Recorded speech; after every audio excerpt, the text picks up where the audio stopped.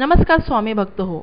मी दीप्ती पाटील आपल्या स्वामींच्या चॅनलमध्ये आपणा सर्वांचं मनपूर्वक स्वागत करते. आपल्या स्वामींच्या चॅनलला लाईक शेअर सबस्क्राईब करायला विसरू नका. आज आपण स्वामी संदेश ऐकणार आहोत. बाळांनो, आज आम्ही तुम्हा सर्वांना सांगणार आहोत की अशक्य वाटणाऱ्या गोष्टी शक्य कशा करायच्या. असं काय आहे जे केल्याने तुम्हाला तुमच्या नशिबात नसलेल्या गोष्टीसुद्धा सहज प्राप्त होऊ शकतात. जे लोक दुसऱ्यावर न जळता लोकांचं चांगलं व्हावं अशी प्रार्थना करतात, तेव्हा त्यांच्या जीवनात चमत्कार सुरू होतात. म्हणून दुसऱ्याविषयी ईर्ष्या न ठेवता स्वतःच्या भल्यासाठी लोकांचं भलं चिंतलं पाहिजे. यासाठी आम्ही एक कथा सांगणार आहोत. एकदा श्रीकृष्ण आणि अर्जुन पृथ्वीवर भ्रमण करत होते. त्यावेळी अर्जुनाचे लक्ष रस्त्यावरच्या एका गरीब माणसाकडे गेले. त्याच्याकडे काहीच नव्हते. किती दिवसापासून तो जेवला नव्हता. त्याचे कुटुंबसुद्धा उपाशी होते. म्हणून अर्जुनाला त्याची दया आली. तो श्रीकृष्णांना बोलला, प्रभू, सगळीकडे असा भेदभाव का? काही लोक खूप श्रीमंत आहेत तर काही खूपच गरीब. तेव्हा श्रीकृष्ण बोलले की प्रत्येक माणसाचे प्रारब्ध वेगळे आहे. त्यामुळे त्या प्रकारचे जीवन ती व्यक्ती व्यतीत करीत असते. म्हणून तू दुःखी होऊ नकोस. त्यापेक्षा तुला जर मदत करायची आहे तर तू करू शकतोस. तेव्हा अर्जुनाने त्याच्याजवळ असलेला एक मौल्यवान हिरा त्या गरीबाला दिला. गरीब खुश होऊन तो हिरा घेऊन घरी गेला. त्याने खूप स्वप्ने बघितली. आता माझी गरिबी कायमची संपणार. मी महल बांधणार, चांगले अन्न खाणार, महागडे कपडे घालणार. त्याने ठरवले की घरामध्ये कोणालाही न सांगता हा हिरा लपवला पाहिजे. कारण कोणी आम्हाला बोलताना बघितले तर चोरी होईल. तो घरी गेला. एका फुटक्या मटक्यात त्याने तो हिरा लपवला. त्याला वाटले की मडकं फुटलेलं आहे, कोणी हात लावणार नाही, त्यामुळे सुरक्षित राहील असे म्हणून तो रात्री झोपून गेला. सकाळी उठला आणि हिरा बघायला गेला तर ते फुटके मटके गायब झाले होते. त्याने घरात सर्वत्र शोध घेतला. मडके काही सापडले नाही. चांगले मडके फुटले म्हणून फुटलेल्या मडक्याच्या सहाय्याने त्याच्या बायकोने नदीवर पाणी भरले होते. हे त्याला जेव्हा कळले तेव्हा त्याला धक्काच बसला. त्याला वाटले की आता सगळं काही संपलं. आता पुन्हा आपल्याला गरिबीचे दिवस काढावे लागणार.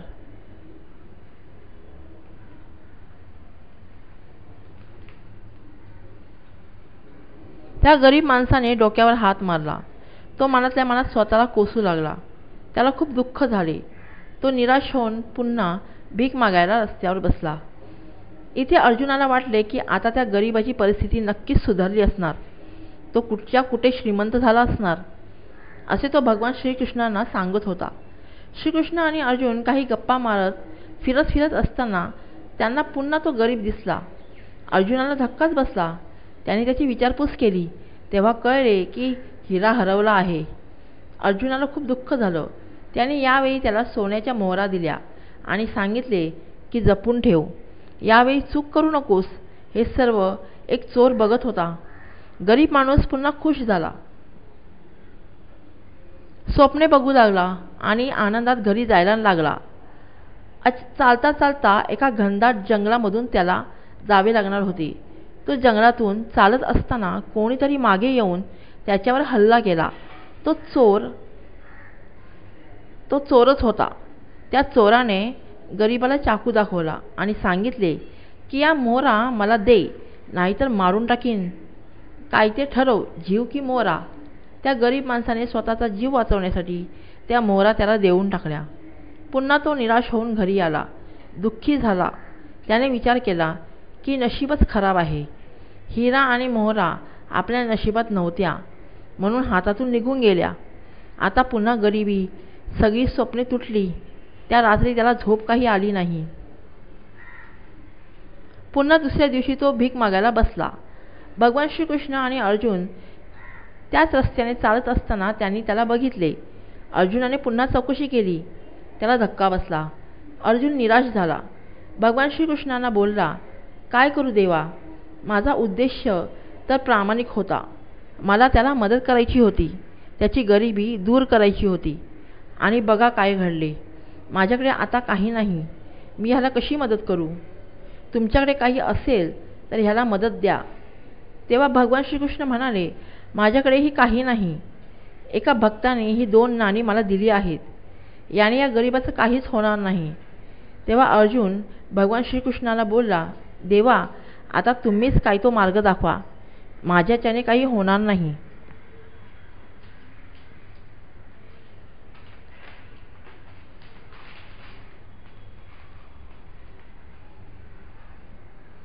तेव्हा भगवान श्रीकृष्णाने त्या गरीब माणसाला बोलवून ती 2 नाणी दिली. गरीब माणसाने निराश होऊन नाणी घेतली आणि निघून गेला.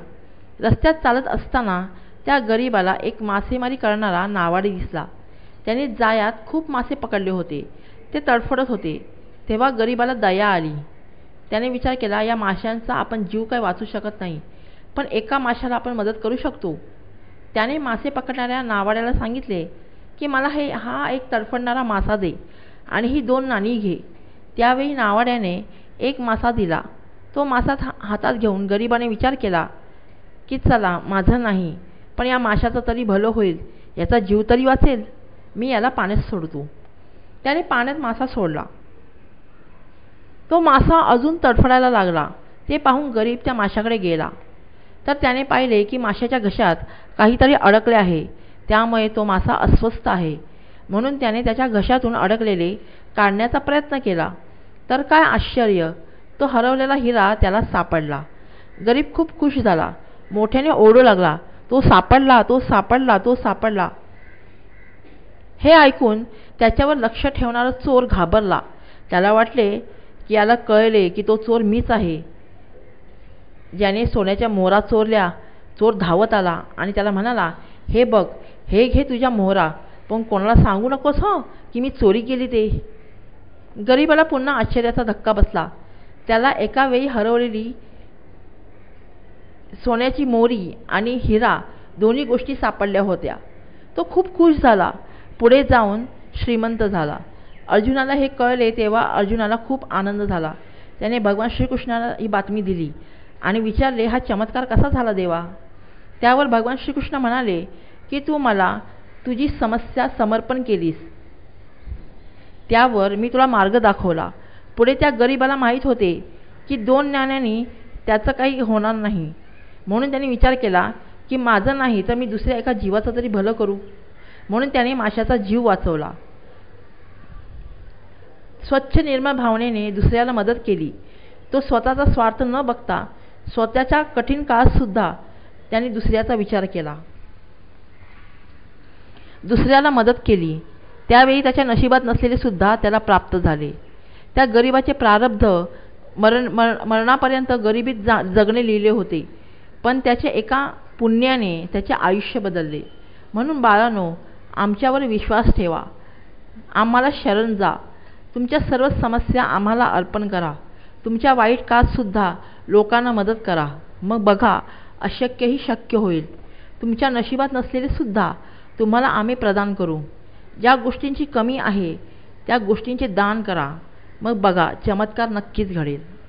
श्री स्वामी समर्थ.